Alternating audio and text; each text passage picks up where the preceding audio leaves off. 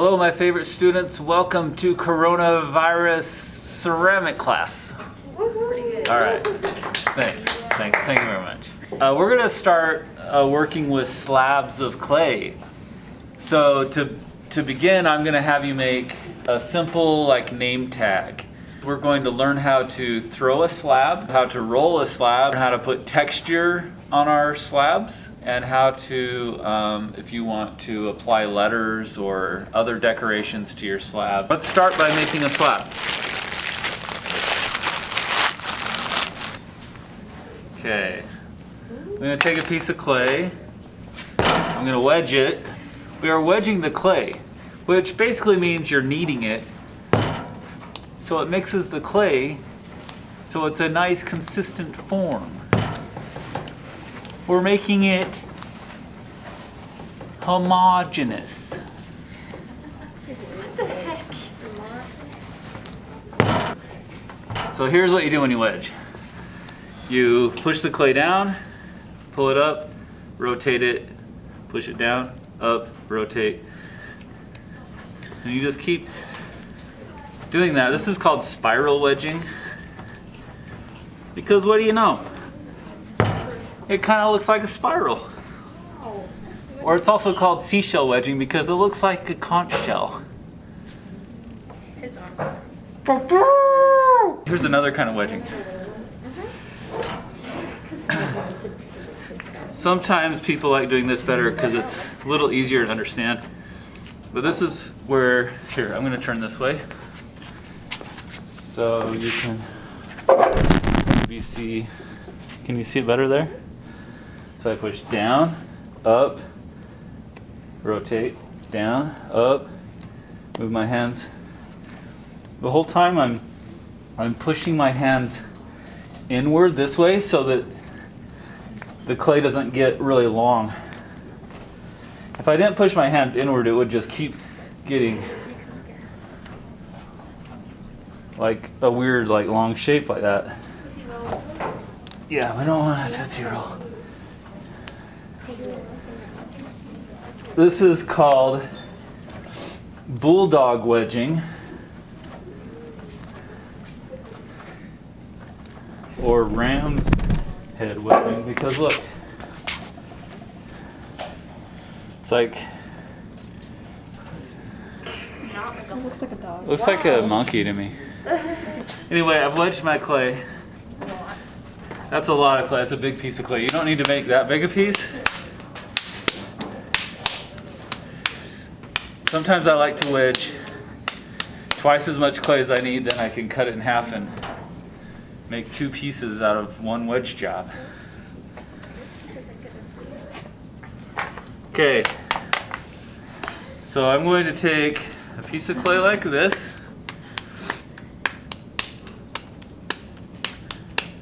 And I'm going to make a slab out of it. Okay, when you guys do this, I want you to practice making slabs. We can always recycle the clay if your slab doesn't work out, right? So here we go. I'm patting the clay so that it kind of makes it flat. Okay, so I start with a shape like this. Now I'm going to throw a slab. This is the hard part. It just takes lots of practice. Number one, don't throw the slab straight down on the table or it'll stick to the table. So here's what you do. When you throw a slab, you put this clay out, you reach your arms out like this and just kind of throw it down at an angle and it's gonna stretch. Okay, and then you pick it up, rotate it, throw it to an angle again. I keep going like that. You'll notice your table might get wet spots. If it gets really wet and you throw it down, it could stick. So I keep moving around.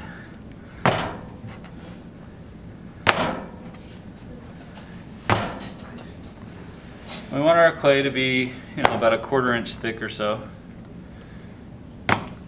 And that's a nice slab. So there's my basic slab. our next project is going to be a soft slab mug. After we make the nameplate, we'll do a soft slab mug. And we're gonna want even thinner slabs than this. So this is just we're warming up to making really thin slabs, okay? So then what I do after this, I decide how big I want my nameplate to be. And I do want straight edges, so it helps sometimes to put a piece of paper over. Maybe I'll have mine about this size. Just gonna cut.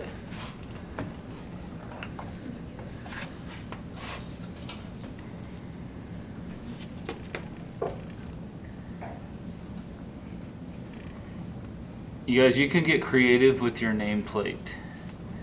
You can decide if you want this to hang on the wall or if you want it to stand up on a desk or table. Whatever you want, it's your choice. I think I'll just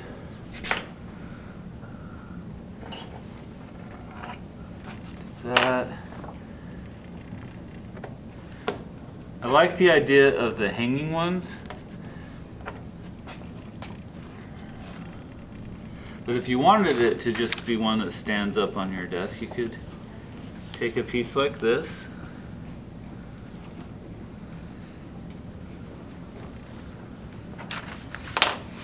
See how your goal is to get an even thickness? That's pretty even, right? Yeah. Is that focusing?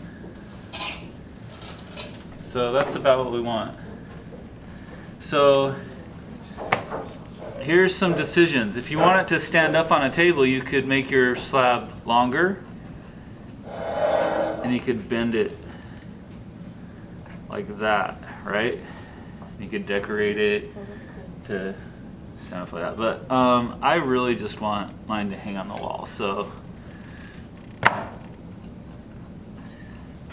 probably shouldn't have bent that first. Oh well. Here, let's. Okay, so there's my basic form. Now, here's the fun part. You get to design how you want your letters to be, if you want to add clay. So we did the pot where you do attachments. What would you have to do if you add clay? Score and slip the letters together, right? You'd cut them out. I can cut letters out of my other pieces of slab. What I want you to really think about with this, I really think with slabs, the key is texture. So I'm going to experiment with some textures.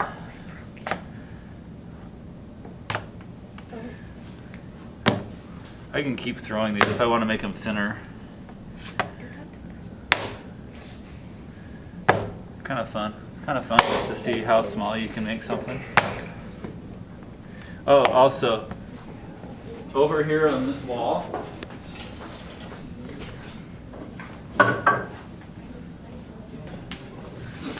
you can use a rolling pin if you want. If the throwing thing isn't working so well, you could take a rolling pin and just roll your clay out. There's also canvas cloth over on the shelf. It helps if you're going to use a rolling pin. It helps to put some canvas on the table before you roll it so it doesn't stick to the table. Okay? Okay, but here's where I really want you to experiment. Because you're going to use this on your mugs as well. Like what you're experimenting, those textures, all this kind of fun stuff you're going to do. So you got to look around. Just look around your house or the floor or go dumpster diving, whatever. Don't do that. It's probably not a good idea. But you can find all kinds of things that will leave really cool textures. So check this out. It's a piece of a drape. And if I just put that on there, maybe I can make a cool texture. I'll take my rolling pin. I'll roll right over it. Would that be a cool texture? Yes. Could be. Oh. What do you know? Whoa, it's lace. Wow! And then depending on how you glaze it, it could really stand out awesome. Okay, other things? Check that out. Oh. I pushed a little too hard. That's why we experiment. There are no mistakes, kids, just happy accidents. Okay, the goal is you're gonna find 100 textures that you don't want to use, and you'll find one that you really want to use. It's like Thomas Edison developing the light bulb, right? He found 100 ways to not make a light bulb. There's also over on the wall over there, there's it's like our texture center. Like there's stamps, there's all kinds of things you can push in your clay. There's even these little texture mats. What's that gonna be? Fish scales. It's like fish. Here, let's put it on the ground. Let's put our clay on there. Roll our clay onto it.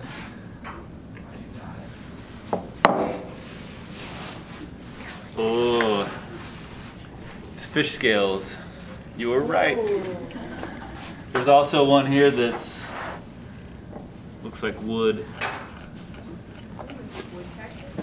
Here, let's do a wooden fish scale. I